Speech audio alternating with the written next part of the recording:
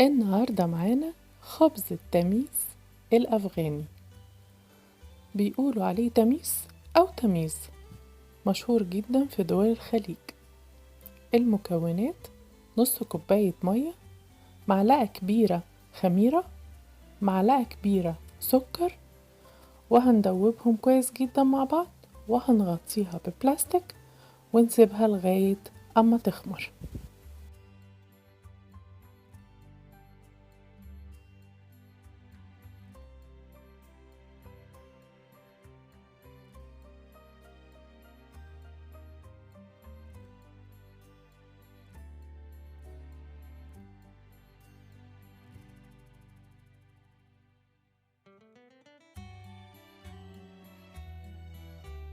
هنبتدي نعمل العجينة الرئيسية: 5 كوبايات دقيق، عليهم معلقة صغيرة ملح، تلت كوباية زيت، وده خليط الخميرة اللي احنا سيبناه يرتاح على جنب لغاية ما تفاعل مع بعضه.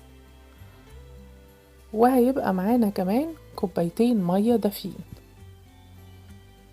بنخلط الدقيق مع الملح وحطينا الزيت، وبعدين هننزل بالخميرة وهننزل بالمية شوية بشوية لغاية ما احس ان العجينة اتكونت معايا وعملت عجينة لينة.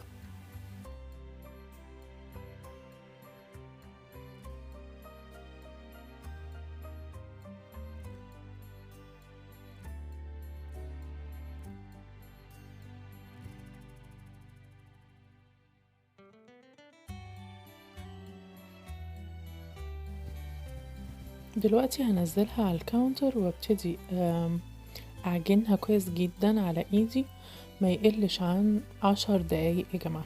صحيح الموضوع متعب شوية ومرهق للكتاف، بس بصراحة هتاخدي حاجة جميلة جدا جدا.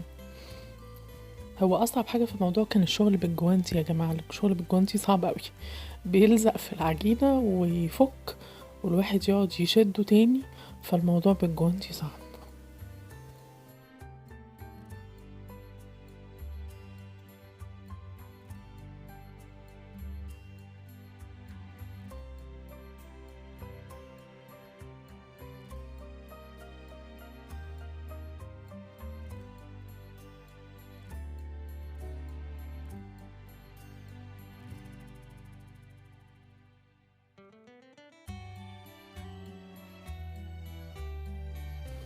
بعد ما خلصت عجن، اجيب الطبق اللي كنت بعجن فيه ودهنته شوية مية، وجبت حطيت فيه العجينة ودهنت وش العجينة بمية برضو، وهغلفها بالاسترتش وفوطة نظيفة واحطها في مكان دافي لغاية ما يتضاعف حجمها.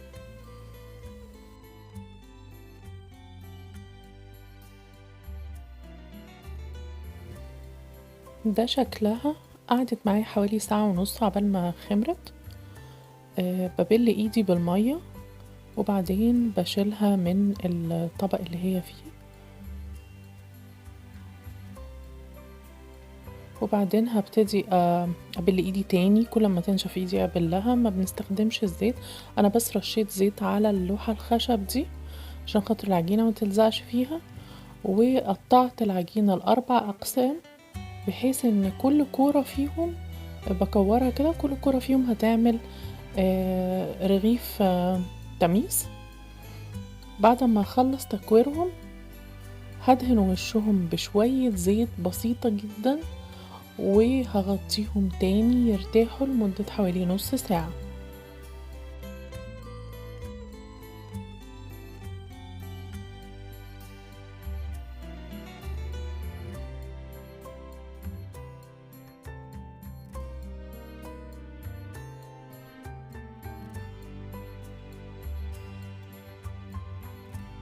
ده شكلهم بعد ما ارتاحوا. هبتدي اخد اول كورة وهحطها على الكاونتر. ببقى دهنة الكاونتر شوية زيت بسيطة جدا، ما بحطش دقيق يا جماعة، شوية زيت بسيط برشه، واديني بحاول افرد في الرغيف بتاعي بالنشابة.